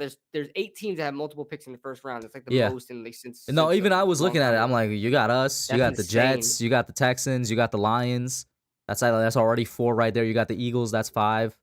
Hmm. The Dolphins, right? Saints. Saints. Do the Yeah. Dolphins have multiple first round picks? They should, No, right? Am I tripping? they traded away to Chiefs. The Chiefs. They had Chiefs. 2 first round We're picks. just missing one more. What's the It's last sending. team that There's we're one missing? more. There's one more. Who is that Green last team? Bay. Green Green Bay. Bay. Green Bay has Green 2 Bay. picks. What 2 picks? Do Green 22 Bay? and Oh yeah, 28. they Yeah. do. Yeah, yeah. That's a lot of Yeah. teams, So man. that's That's a lot 8 of teams, teams. dude. 8 Jesus. teams. Yeah. Hey So I man, mean, listen. In mhm. in the actions of the general manager of the Rams, sometimes you don't need those picks. So we'll see. We'll F see. those picks. Yeah, man. You saw the shirt he wore. Sometimes you don't need those picks Yeah. if you're a Yeah. I team mean, that's competing at least. right. If you're a team that's what I always say. It's like if you're a team that has a great roster and you're already like a potential dynasty, like you don't need those picks. You really don't. That's why a lot of these teams, like the Rams, only had a second. The Rams' first pick last season was Tutu Atwell as a second round pick. First of all, that was a terrible second round pick. Second of all, it didn't even matter. It didn't matter to them. They still won the Super Bowl. Because If you're a they great went and team with got a great OBJ. roster, Like yeah, if you're a great team with a great roster, you don't need picks. You just need to manage your free agency right, like they did. They found a way to move cap space around to get Bobby freaking Wagner in there. You know what I'm mhm. saying? So, I mean, I just want the Giants to be a great team again, so we don't have to worry about drafting all the time. You think Patriots fans or like Chiefs fans or Rams fans, like Rams fans they haven't had to watch day one of the draft forever now. And this is going back years. Since You think 2016 was their last first round pick, and it was Jared yeah, Goff. you think they care about the draft? You think those fans care about the draft? You think Chiefs fans care about the draft? You think Seattle fans care about the first round of the draft? Seattle can't draft the first round pick for their life. Okay, they don't care. Well, now they care because their team sucks. But um, and these fans, they don't care about the damn draft, and I want to be a fan that does not give a damn about the draft. I want to be that good of a team. I want that this team to be that good. I don't care about who's drafted. I it's just it's sad, man. It's sad that we look to draft season around freaking October. I mean, no, that is true. It's Like like it's been we need October for the help. past We couple of need help years. from these freaking rookies. Yeah. Oh man, yeah. Let's see. What up, Blue Win? How you doing?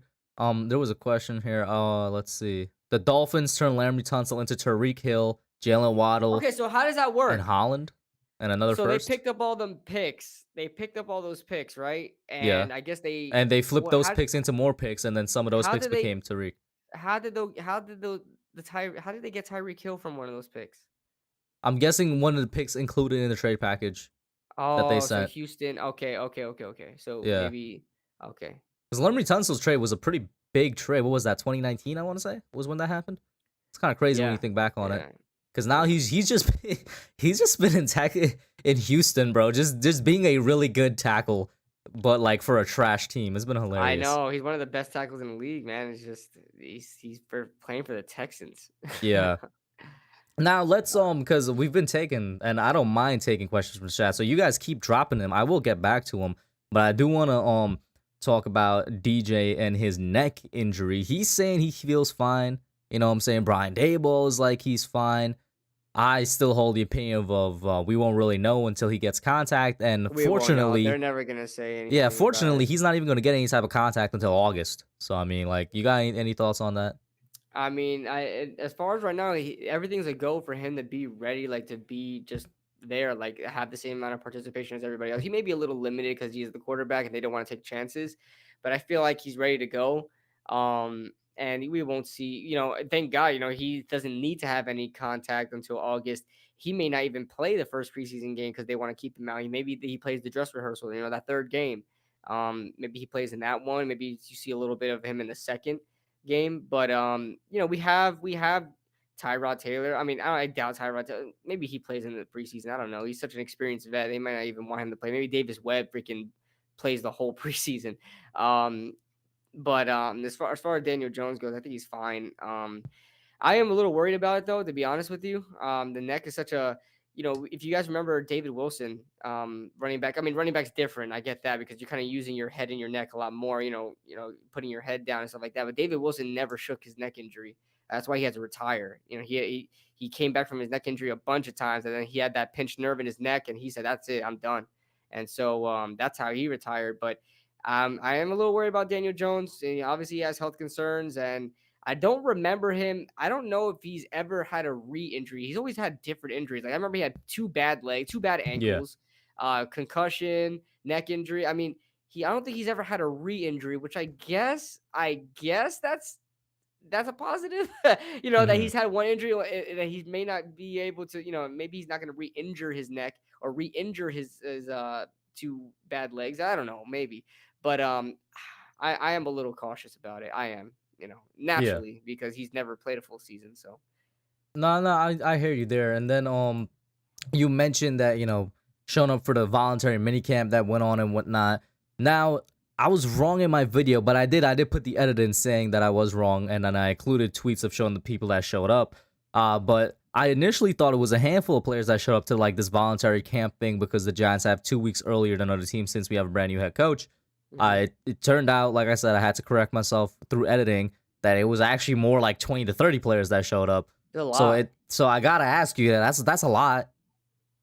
Do you have any thoughts on Kadarius Toney, who knows what what the perception of him is from some Giants fans already, and who knows what it was gonna be if he didn't show up, and like he didn't show up. Now it was voluntary, right? So it's like that's why I'm never gonna be like too hard on it, but like I don't know, just your opinion. That's the thing. Here's the thing. I mean, I know Odell had that same issue too. Well, actually, Odell. I'm not even getting to Odell because everybody's gonna be talking about Odell. But there was later on down the road, he didn't show up to a voluntary camp. But I know when in his beginning years, Odell was always there. But I don't. A lot of people say that it's like a caring thing or something like that. Like people like I'm trying to think of the right word. I'm trying to think of the right word. I don't know. A lot of people think he's not dedicated, right? Dedication, I guess, is the best word I can come up with. Yeah. A lot of people think that he's not very dedicated, and I don't think if it's voluntary, you don't need to come over there and show out and be like, "Oh, I'm here, guys. I'm dedicated." You could be just as dedicated and not show up for voluntary. You got things to do. Obviously he's got that little rapid career on the side. A lot of people think that's a distraction. I think it's stupid. I think a lot of people saying it's a distraction is pretty dumb, but I don't think I'm not taking any stock in it, man. And on top of that, you think about his injury concerns. Maybe he's just rehabbing. Maybe he's just like getting himself right. You know, you guys don't know what these guys are doing. Behind with the media now watching him, he could be training every day for all we know. Yeah. And we don't know And that. and like I'll just reiterate my stance on it. I'm just like, okay, couple things. One, it's voluntary, so I'm not worried, right? We've seen the potential. And maybe I'm buying too much into it. It's because of the fact that we've seen the potential on the field. When if he stays healthy, that man was killing really good defenses. That man was killing the Cowboys defense. He was killing the Saints defense. Well, the Chiefs weren't great, but they're a good team. Yeah, but it's like when healthy, he's shown that potential of like, all right, he could be one of the best receivers in the league. Now, here's the thing, like you said, KB, we don't know what's happening if he is training behind the scenes or whatnot. If he misses a mandatory minicamp, bam, I'm worried. And another reason I'm not too worried is because the stuff he missed last year during his rookie season wasn't even his fault. One was the equipment manager's fault because they couldn't find him the right equipment. I don't know how Giants fans. That was so embarrassing, man. As a forget that it's embarrassing. Even as a fan, I'm like, the reason I was embarrassed, bro. The reason I was embarrassed is because Giants fans somehow found a way to spin that into Tony's fault. I'm like, bro, he doesn't. How is that his fault? That's the equipment guy's fault. And the other one, like his grandmother died, so he was grieving. Like, bro, his grandmother died. He can't grieve. Yeah. Are you serious? So it's like the only things that he's actually missed up until this point was out of his control. This one, this is, I want to say, first, maybe I'm missing one, maybe second that he's like willingly not gone to. But he also has that career on the side, and we've seen many athletes have a career on the side and be fine in the NFL. So we'll see. Check this out. If we're gonna keep that energy with Kadarius Toney and so he's not dedicated because he's not showing up to camp. Okay, you said 30 guys showed up, right? You're talking about another 50 guys that are not there. Where's the same energy for them? Well, I agree with you, but I will have to shoot back and say, well, he's a first round pick, right? Like we had most of our stars there, or if not all of our stars showing up. I will say that would be a valid thing to say back to you. Kenny there? Let me actually look that up. Was Kenny? I didn't see Kenny Galladay. I saw Sterling there. I saw Carter Coughlin. I saw who else did I see? David Sills. I saw James Brad. Was it James Bradbury? No, it wasn't Bradbury. Adoree was there. Xavier McKinney. I saw a bunch of guys there. I didn't see Kenny Galladay there. I can't find it online. If he was there or not, that would be like the legit one, I guess you could bring up. But like I said, like, yo, what up, Joseph? How you doing? He says, I'm not judging him, but he's worrying me. I can understand that standpoint of being worried. You know what I'm saying? I can understand that standpoint. It's a legitimate thing with the injuries. And then also, I will never agree with the stance that, oh, he's more interested in his music career than his football career. Because if he was, he could just quit football and trust me. Kenny was there. Okay, everybody saying Kenny was there. But if he was, trust me, he could just quit and make way more money from touring without sacrificing his body, right? So we'll see what happens. Shout out to Danny Thomas for the $5 super chat. He says, thoughts on Daniel Falele from Minnesota in the second round. He's 6'8", 400 pounds. Could be a gem. What's your thoughts? You don't know Falele? I haven't scouted him. I know about him. He's huge. This dude is huge. 400 pounds. Well, it's like 380. It's like 380 something. I'm pretty sure Danny Thomas rounded up. Tackle? Yeah, tackle. Yeah. 400-pound tackle? Well, 380. Let's be real. It's like 380. He's moving the guard in the NFL for sure. There ain't no way. This is kind of where I disagree a little bit, bro. Really? I've never seen a 380 tackle. He has really good movement for his size. He does. And the power is there. I have to take your word for it because I haven't scouted him. So just I'm take gonna look at him next. next. Yeah, I was about to say if you don't even got time, just go look at a film breakdown or something or somebody's notes. But let me look at him good right movement. Listen, man, good movement. I think that he can. He could with a lot of work, but he can be a tackle at the NFL level. I wouldn't mind if somebody shifts him into guard, right, just because of the size. But bro, he got good movement and the power is there. Like you'd expect a 6'8", 380-pound guy to have. He has a lot of power. Can he handle a speed Mm, rush at 400 pounds? I don't know. You Maybe I know, have to look at him a bit more in terms of that's the only speed, reason why right? literally the only reason why teams may want him at guard is just because, a lot of speed rush. Let me see Hey, man, I think Falele. he could be a good mauling right tackle. But yo, man, listen, bro. I second round, I don't know about that. I'm gonna keep it real with you, Danny Thomas, maybe third. With just the Falele? Giants situation with Falele, I'm not taking a That tackle sucker is outside the big, first. bro. Yeah, Holy crap. No, guys, he's not a tackle at the NFL level. Come on, bro, go man. look at him. Go look I'm at him, looking at him right now. I'm looking at he's a mauler. Don't get me wrong. His movement's terrible though. bro. You're He looking can't. at like a minute so far. Let's No, not, I could already tell his kick slides are not there, dude. He doesn't brother. move that fast back. He moves great up front, and that's why to me, right off the bat, I'm thinking I guard. get you right I'm off the looking at bat his thing, but to make a judgment off of like 1 minute looking at him is not the way. he's a good tackle in the college level. Don't get me wrong, he's gonna get away with it. No, But all I'm saying, Gio, and the chat has definitely seen this as well. You're like, you just looked at a minute, bro. How can they take you seriously looking at a minute of it? oh man, you just know sometimes, man. Yeah, I'm not saying I know him completely as a prospect, but I've never it's never happened. There's no way that you've seen a 400 pound or close to 400 How pound big is Jordan 380. Mailata, bro? He's not 380. Ain't no way. Ain't no way he's 380. He's 350. Okay, there's a 30 That's what I'm pound saying, difference. dude. And There's a 30 that's like one point of the there's a 30 biggest. That's like point one of difference. one of the biggest freaking linemen out there. And Mailata comes from the rugby. Isn't he come from rugby? So Yeah. he's like fit. Listen, He's okay. The fit. closest guy to him is Mekhi Becton, who's like 370. And All Mekhi right. Becton is extremely athletic. Let's remember that. Listen, Falele all doesn't I'm look very saying is athletic. Falele, with a lot of coaching and a lot of development, maybe can survive a tackle, but Okay, he'll if he he'll drops definitely be a weight, good guard. He'll definitely if be a he good drops, guard. yeah, he'll be a fantastic. I can already look at him. And I'm like, yo, stick this guy at guard, and nobody's getting past him. Like I You said can run though, the ball with him the whole in terms time. of tackle for the Giants, yeah, listen, bro, I'm not even considering anybody outside the first round because I think we should just stick in the first round and get our tackle Yeah, there. That's just me. yeah, yeah. I'm looking at it right now. I mean, I right off the bat, I could say guard, but man, he's a interesting prospect. Interesting. I can understand why everybody talked to me about him. I haven't had time. I'm looking at all these different prospects. Lele is kind of like just not on my list right now, but man, that's an interesting prospect, guys. Definitely check him out more. Let's see here. Was there a question or questions that I missed looking here? I'm trying to Didn't we see. have high hope for Pert? Oh God, diehard Giants fan. I Trust me, did. I'm the I biggest did. Pert guy. I Yeah, did. we were the biggest I did. Pert guys. Trust me. And although I don't want to get off that bandwagon, I mean, I'm not even thinking about Parrot anymore. Like I used to think about Parrot, but like in the third round prospect, oh, he's long arms, just like Andrew Thomas, are gonna be a great mix, a great match, and they were drafted in the same class and all that. I thought it would kind of be like a Cinderella That's type why story, earlier but in the stream I was like I was wrong on Slater, bro. Because the only reason I didn't want Slater because I had so much faith in Matt Parrott, man.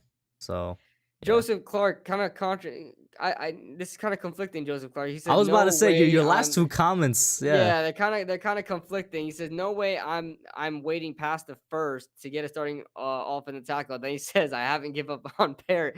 I don't think you would draft the first round tackle and say, "I'm not giving up on Parrot." Yeah. I don't think you would draft Cam and be like, "Wait, I think Parrot can still start." Oh I'm with man. you there. We were talking about second round picks earlier. Somebody I remember asking why is Nakobe Dean dropping when we were talking about that. It's not even necessarily because of anything with him. He's still as good of a player as people thought he was. I think the reason he's dropping is just because you look at what teams are probably going to pick and they're just like, okay, linebacker is probably going to go once at most in the first round, that being Devin Lloyd. So I think Yeah. that's just what it is. They're just taking other positions. Yeah, and just the positional value, and on top of that, the second round class of linebackers is pretty strong. So people are kind of like, oh, I'll just wait till the second round, to get a Christian Harris or a I was Muma about to say, or have you gotten a chance to look at Harris yet? Harris. Yes, Harris was actually one of my first prospects I looked Well, let at. me But hear about him. Muma is I love Harris. I love Harris. I don't know if there would have to be a lot of prospects not there for me to say let me go linebacker this early because I'm a big Brendan Smith guy in the third. So Hmm. um, we can go after a Harris. I think he's a great tackler. I think he's a great blitzer. I think he's extremely athletic, decent in coverage. I love. There's a lot to like about Christian Harris. My only thing is, linebacker is not the biggest position need that we have. We can definitely upgrade, but like you said, if we don't address edge and Ibiketti is there, do you take Ibiketti over Christian Harris? I mean, there's that. Okay, so well, it would all once again come down to Or what we did in the Ajabo, first round. or It Ajabo would being once there. again all come down to what we did in the first round. Yeah, With yeah. Ojabo, I'm almost 99% like if he's there, I'm taking a chance on him. Right. But with the other guys, it would all depend where did we go in the first round. You know what I'm saying? And I was gonna ask about Brandon Smith. I don't know what's your thoughts on Brandon Smith and possibly the Yeah. third round with one of our 2 third-round picks. Yeah, Brandon Smith, I actually had us drafting in my latest Giants mock draft. I like Brandon Smith a lot. Good, decent tackler. I mean, he's a hard hitter. Takes great. I like the angles that he takes. Takes very good angles out the back. Getting running backs out the backfield, things like that. Tackle for loss. He's like a baby Micah Parsons almost. Like I'm not gonna say he is Micah Parsons. Don't get me wrong, but they try to use him almost as if that, like, but from a middle linebacker situation, right? They blitz him a lot. And he's very athletic, like almost like a Parsons. Not saying he is that, guys. It's just but he's coming from the same school, so you can imagine they're trying to use him almost the same way. And I think he's a really good prospect too. I don't think he's better than Christian Harris, but Brandon Smith is a good linebacker too, really good linebacker. Yeah. And let's see. C. Ellington says, anyone know what's going on with Adam Anderson? If found innocent, would you want him? I'm going to keep it real with you. I do not know of Adam Anderson. Yeah, Let me look him up right now. Joseph says, I got to go. I appreciate you, man. Have a good night. Have a good one, bro. Duran and Joseph say PSU is the linebacker factory. They do. They make a lot of good linebackers, man. They make a lot of good defensive players. Yeah. A lot of good defensive players, right? Austin Johnson, Dafe Owe, a bunch of these guys. Micah Parsons, Christian Harris, Amani Oruwariye. There's a lot of these guys out there. Jaquan Brisker's coming out in the draft. I want to feel like there's a couple secondary players you might be missing, but I could be tripping on that. Oh yeah, definitely. There are a couple of guys out there that are good. We had a Penn State undrafted free agent corner a couple years ago for the Giants. What was his name? It was the same. Him a lot. It was the same year that we drafted Saquon that we signed him as an undrafted free agent. Yeah, and I think he was like a slot guy, right? Yeah. I think he played outside, but I'll look him up right now because that's gonna bother me. Does his name begin with a C? Maybe Grant Haley. Grant Haley. Yeah, what happened to Grant Haley, yo? He was our starting corner for a while, starting a slot corner for a while. Yeah. Oh, I think he just got like, he probably just got cut when Judge got in here or something. Yeah. Grant Haley was one of the guys I fell in love with in that. Yeah, no, he's just a player that you like. That's what it was, man. He's just a player that you like. Another guy that reminds me of him is Dante Dion from Boise State. He's with the Rams now, but he was with the Giants for a while too. He was with our practice squad. I remember. Yeah. He's very, very small. Oh, Dante Dion? Yeah. Yeah, he's like almost like 5'9", 5'10", but he plays outside corner. He's not even a slot. He's an outside corner, and he's tiny. But yeah, he's a beast, man. Dante Dion. He was drafted with Darian Thompson, both of them at Boise State. But Boise State Broncos, go Big Blue. See, I'm Big Blue all the way around, guys. All the way around. And I mean, guys, I do want to say this is just kind of lack of things to talk about in terms of Giants teams, unless y'all want to toss in a couple more questions. But about to end it out here soon. We're at the 122 mark now. Usually go for around 130. So yeah, just toss in your questions. I'm trying to think, rack my brain. Other than Adoree Jackson, wasn't done much. Talked about Daniel Jones a little bit. Oh yes, the 5th-year options. Let's talk about Dexter Lawrence first. They know my stance. I would definitely give Dexter Lawrence the 5th-year option. Yeah, I'm giving it to him. I'm giving it to him. And on top of that, you're like, oh, we'll have to pay like big defensive tackle money. He's worth it. He's worth big defense. He's going to be, if he hits free agency, he's going to be highly sought after, just like Dalvin Tomlinson was. So, I mean, it breaks my heart that we have to let go of Dalvin Tomlinson. But yeah, I don't want to let go of Dexter, man. He's a leader of the team, a leader of the defense too. One of the leaders, I would say. He's not the most vocal guy, but you can tell he's very highly respected in that locker room. He's a part of a lot of the freaking, gatherings on defense on game days. So yeah, I like Dexter Lawrence a lot, man. I really like him a lot. I do not and then of course, like I mentioned so many times, the money that defensive tackle signed for over here this past couple of weeks, or I should say past couple of months, that $10 million looking a lot good now. And we could always just extend him if they don't. My dream scenario would be actually, I'm I want us to do the 5th year option, but my dream scenario would be we don't give it to him and we just extend him in the season for something that's like cheaper than the 5th year option over like 2 to 3 years or something. You can. That would be an option. Because we do have big cap space next year. I mean, you could do that. I don't. Maybe teams don't elect to do that as much as I would think, but that's a good idea. It's not bad. Yeah. What's going on, Sean? Thank you for Sean popping in. Alexander Jermaine Werner, bro. What's up? It's been a minute.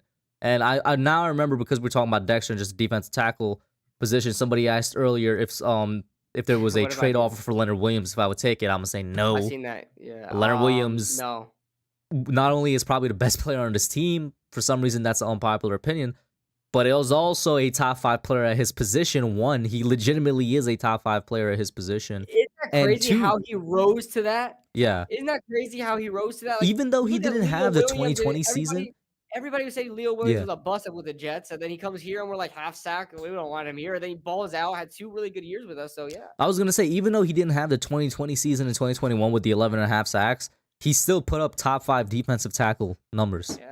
You know what I'm saying? Like, there's only a handful of guys ahead of him. Obviously, Aaron Donald, Christian Jones, maybe, like Jeffrey Simmons, maybe. Like, I'm trying to rack my head. How many sacks did he end up with this year? I'm not saying sacks. It was for around everything, 5, I want to say, maybe yeah, 5 or 6. He didn't have a lot, man, but he had a lot of like run stops and tackles for loss and pressures and stuff like that. I mean, Yeah, if you go back vital. and you He's look at vital. games, him and Dexter were the ones kind of doing the work that Dalvin was doing, and that's why you saw Austin Johnson get free so much and running after quarterbacs because they weren't really like being held up. Yeah, DeForest Buckner. Yeah, that's another one. And let's remember, guys. He's playing the 3 tech a lot. Okay, I know sometimes he's playing the 5 tech, which is like defensive end position, but he's playing the 3 tech a lot. And we're not expecting Leo Williams to have big sack numbers because he's although he's being paid like a DN, he says he's a DN. He's a 3-4 DN, but 3-4 DNs we all know are defensive tackles at the end of the day. Mm-hmm. And he's a fantastic defensive tackle, fantastic one. He's a pass rushing defensive tackle. He doesn't need to get 10 sacks a year for me. I mean, 6.5 is fine as long as he's doing everything else well in the run game. 6.5 is a cherry on top to me. But I like Leo Williams, man. I do. I mean, I know we're he's making around 18 to 19 mil a year. Yeah, that ranks in average. I think that's like 3rd or 4th. Because if you guys think, for example, 27 million cap hit, he's making 27 this year. The cap hit this year, the cap hit is 27 million, but he's making like 19 or something like that. Is what it says on Spot Rack. Yeah. Because remember, last year, the way the contract was structured was that last year he made like $1 million or something like that, I think it was. Or was it like 8 million? I think he made last year. Last year was very, very cheap. It was like a backloaded contract. And backloading. Dave Gettleman and backloading. That's what he loves to do. So, but I'm looking at like where his average, so like, the average per year would rank. And, obviously Aaron Donald's number 1. Then I think it's DeForest Buckner. Then it's Chris Jones. Then it's Jonathan Allen. And then it's probably Leo Williams. So I would say look at Jonathan Allen. If you think he's around that type of player, then the money makes sense, which I think he is around that type of player. Mm-hmm. So yeah, and then, oh my God, Grady Jarrett is making a lot of money. Is he worth that money? Is Grady Jarrett? He's good. Yeah, Grady Jarrett's good. Grady Jarrett is like a way better Sheldon Rankins, like just a fast interior defensive lineman. Like, and then our boy BJ Hill out here making $13 million a year, man, crazy. He got a $13 million contract. Yeah. I freaking like BJ. I freaking love BJ. BJ Hill. I almost fell out my damn chair. BJ Hill was supposed to stay. You were sad about the Dalvin one. I'm always will be way more sad and beat up about BJ Hill, man. I'm pissed about the BJ one, man. He's the one that mattered more to me. And look how much he bought. 6.5. We developed him, bro. We developed him. We developed 6.5 sacks last year. He had just as much as Leo did from playing like the same position. You know what? I mean, they're in different defense. BJ Hill's in a 4-3 now, which I think more so fits him. Yeah, he didn't get a lot of looks for us, but like I feel like this would have been the year. It sounds so terrible for if you're BJ looking at it, but this would have been the year he got the looks because Austin Johnson is gone. You probably kick Dexter inside and then have BJ on the other side. He showed out in the playoffs and in the Super Bowl. You saw BJ Hill making plays. It's like he was our 3rd round pick. Everybody knew that he was a slam dunk guy when we drafted him. But like I was happy when we got BJ Hill. He's the guy I scouted back in 2018. I'm like, yo, I thought we could really do well with him, and he broke the freaking rookie single season sack record for the Giants, 5.5. And I'm like, damn, he can go anywhere but up here. Then we get Leonard Williams, and unfortunately, he wasn't able to get a lot of playing time. But then without Dalvin Tomlinson, you could shift Dexter inside, use BJ Hill, Dexter, and Leo. I mean, damn, man, that would have been really good. I like Austin Johnson, but damn, we could have kept BJ Hill around, man. And we shipped him for Billy Price, bro. Oh my God. Man. Hold Anyway, on, is Billy Price still even on the team? I don't know. Hate Sam says, would you guys be mad if both Akeem and Neal are gone and the Giants take Kayvon and Sauce and try to hit tackle later in the draft? No, because you get 2 top defensive players. I'd be a little bit worried, but like you literally just said, the 2 top options to tackle are gone, and then we get one of the best, if not the best, edge rushers, and we get one of the best, if not the best, corners. I'm happy with that. I'll probably try and get my tackle in the second round, but I'm not going to delay on it. I'll be happy with the guys that we got, but I'm still gonna be like, well, damn, why didn't we address tackle? You know what I'm saying? It's like I really want to address. Like I would probably go. Although Sauce is a great, I love Sauce. Don't get me wrong. You guys know I love Sauce. But if we get Kayvon and Cross, I would be more. I would probably like that more for our team. Who are the better players? Is Kayvon and Sauce.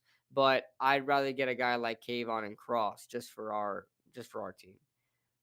Cush and Kibu, y'all going live during the draft. Hell yeah, we are, man. We always do every year for the past couple of years. Now it's gonna be on Cush's channel this year, first round.